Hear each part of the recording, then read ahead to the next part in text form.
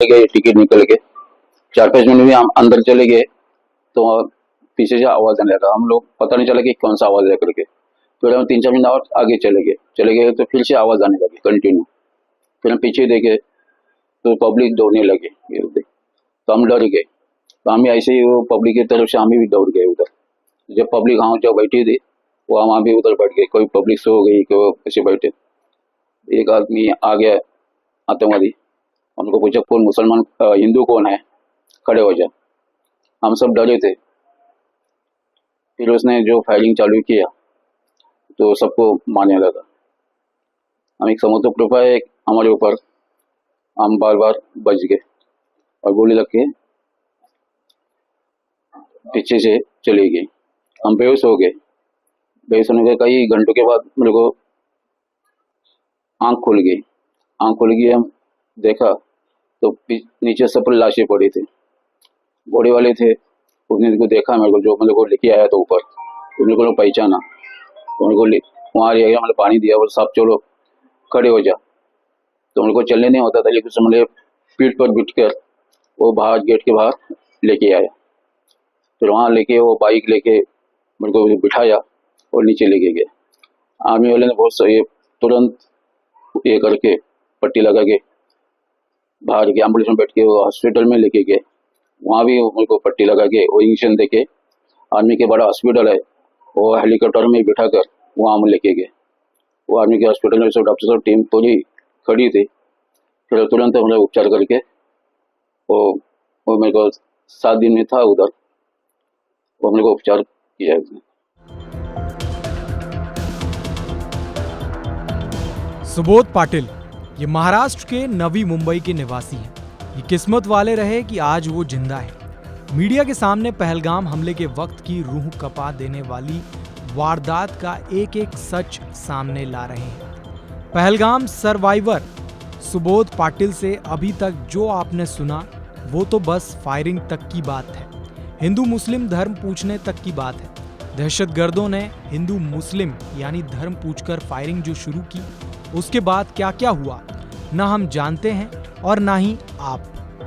जो लोग दहशतगर्दों के चंगुल से जिंदा बच निकले हैं, उनकी दास्तां से पता चल रहा है कि 22 अप्रैल का वो मंजर कितना भयावह था। सुबोध पाटिल से पूरी कहानी सुनिए कि वो खतरनाक पल आखिर गुजरा कैसे और उनकी जान कैसे बची, क्योंकि मारा धर्म पूछकर जा रहा था। टारगेट थे हिंदू धर्म वाले और ये हिंदू होते हुए जिंदा बच निकले। टिकट निकल के 4-5 मिनट में हम अंदर चले गए तो पीछे से आवाज आने लगा। हम लोग पता नहीं चला कि कौन सा आवाज है करके। फिर हम 3-4 मिनट और आगे चले गए तो फिर से आवाज आने लगी कंटिन्यू। फिर हम पीछे देखे तो पब्लिक दौड़ने लगे तो हम डर गए। तो हम ऐसे ही वो पब्लिक की तरफ से हम भी दौड़ गए उधर। जब पब्लिक वहाँ जो बैठी थी वो हम भी उधर बैठ गए। कोई पब्लिक सो गई, कोई ऐसे बैठे। एक आदमी आ गया आतंकवादी, हमको पूछा कौन मुसलमान हिंदू कौन है, खड़े हो जा। हम सब डरे थे। फिर उसने जो फायरिंग चालू किया तो सबको मारने लगा। हम एक समझो कृपा है हमारे ऊपर, हम बार बार बच गए और गोली लग के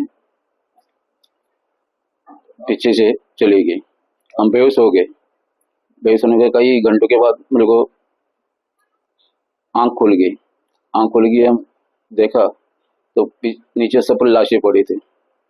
बॉडी वाले थे, उसने को देखा मेरे को, जो मेरे को लेके आया था ऊपर, तो मेरे को पहचाना। तो मेरे को वहाँ ले गया, मैंने पानी दिया और साहब चलो खड़े हो जा। तो मेरे को चलने नहीं होता था, लेकिन मेरे पीठ पर बिठ कर वो बाहर गेट के बाहर लेके आया। फिर वहाँ लेके वो बाइक लेके मेरे को बिठाया और नीचे लेके गए। आर्मी वाले ने बहुत सही तुरंत ये करके पट्टी लगा के बाहर के एम्बुलेंस में बैठ के वो हॉस्पिटल में लेके गए।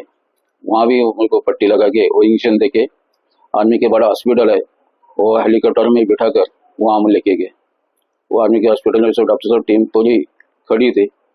फिर तुरंत हमने उपचार करके वो मेरे को 7 दिन में था उधर, वो मेरे को उपचार किया।